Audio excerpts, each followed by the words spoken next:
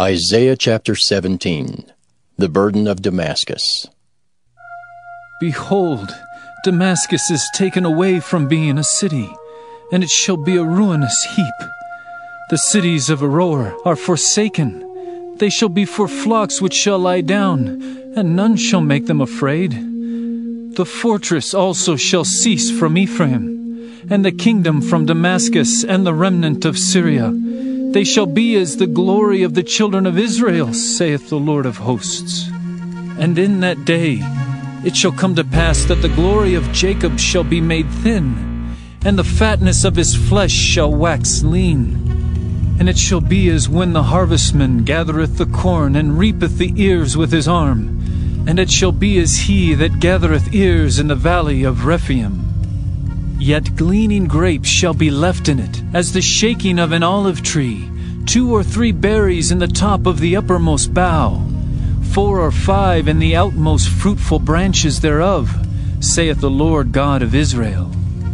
At that day shall a man look to his Maker, and his eyes shall have respect to the Holy One of Israel. And he shall not look to the altars, the work of his hands, neither shall respect that which his fingers have made, either the groves or the images.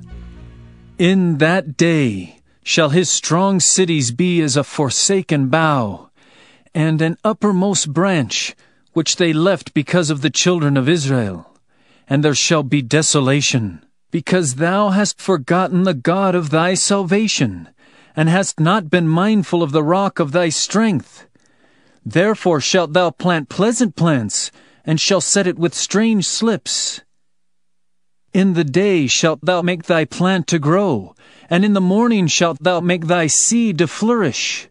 But the harvest shall be a heap in the day of grief and of desperate sorrow. Woe to the multitude of many people, which make a noise like the noise of the seas, and to the rushing of nations that make a rushing like the rushing of mighty waters. The nations shall rush like the rushing of many waters, but God shall rebuke them, and they shall flee far off, and shall be chased as the chaff of the mountains before the wind, and like a rolling thing before the whirlwind. And behold, at eventide, trouble, and before the morning, he is not. This is the portion of them that spoil us, and the lot of them that rob us. Oh my God, here's a missile.